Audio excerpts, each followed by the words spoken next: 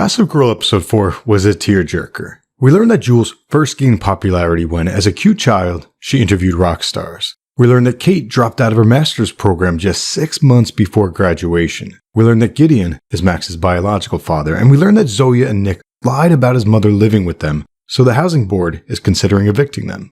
We also learned that Jules and Zoya's mother had lupus and died giving birth to Zoya. And we learned that Zoya was kicked out of her school in Buffalo for tagging the school walls, but it was more than that, which we will get into at the end. First, Aki and Audrey. They began the episode very awkward, but eventually they had a chat in Webster Hall's stairwell, and Aki opened up to her. He's not gay, but sometimes he's into both.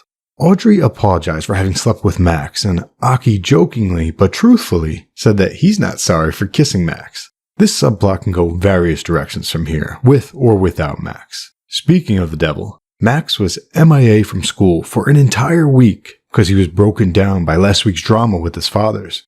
When he returned to school, he was a mess. He was on all types of drugs. Rafa called Julian's father and had Max removed from the invite list, but later, Max showed up to Rafa's and kissed him, and Rafa kissed him back. So now the fate of Rafa's career lies in the hands of Max keeping their secret. Considering the fact that earlier in the episode, Max threatened to lie about Rafa so as to get him in trouble, this is bad news for Rafa in the long term. But one of the other teachers ended this episode strong. Kate. Kate was given the opportunity to write an article in a big publication. So Jordan and Wendy took control of Gossip Girl during most of the episode. They stirred the pot in regards to Zoya's eviction drama and blocked Kate from seeing the post. Kate has become obsessed with Gossip Girl, as it is the first thing that she feels really good at. So she showed up to Jules and Zoya's party and witnessed the drama that ensued. At the end of the episode, Jordan wrote a Gossip Girl post about how it's only after war's end, when the dust settles, that people can finally face what they've done. No one returns from war unchanged. People come back strangers, not only to those around them, but to themselves. And slowly, little by little, they remember who they used to be, or allow themselves to become someone new. The episode ended with Kate finishing her article, so Kate has returned to who she used to be by becoming someone new. We will get back to Kate, but let's discuss Nick and Davis. They continue to bond in this episode, which is awesome. But what about Kate and Nick? In the middle of the episode, Kate and Zoya had another one-on-one of the season and strengthened their bond as outsiders.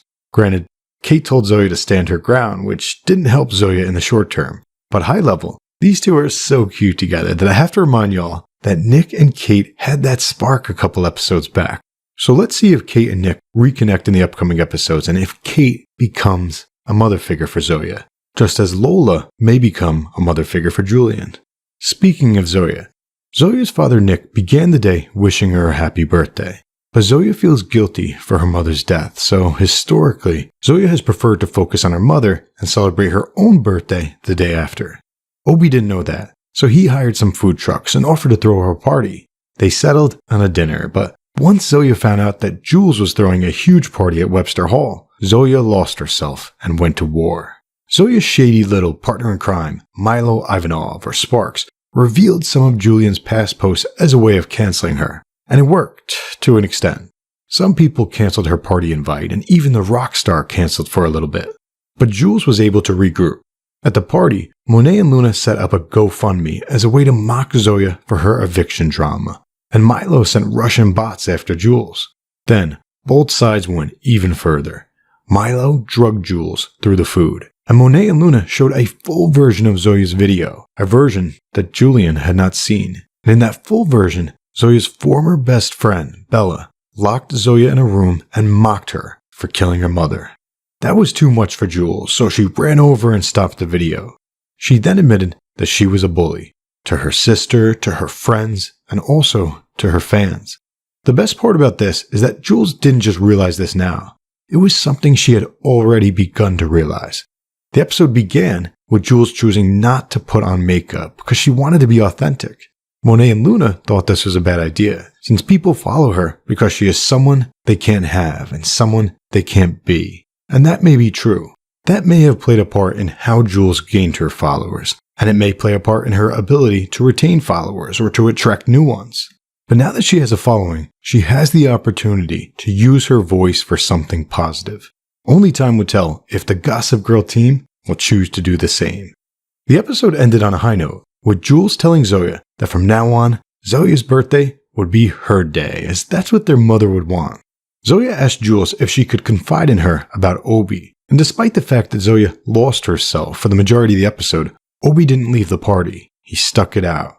Zoya apologized to him, and he offered her a night out at the spa. But Zoya asked for a rain check, since she had someone she needed to spend time with, her sister Jules.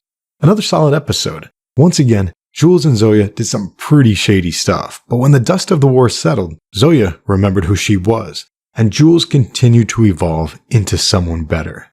And the Gossip Girl group may be doing the same. After all, Jordan smiled at the video of Jules and Zoya hugging, and then he sent out that Gossip Girl post about people rediscovering themselves or becoming someone new after the dust of war settles. And after she finished her article, Kate read that post and smiled. So just like Julian, the Gossip Girlers are now leveraging their voice for positive change.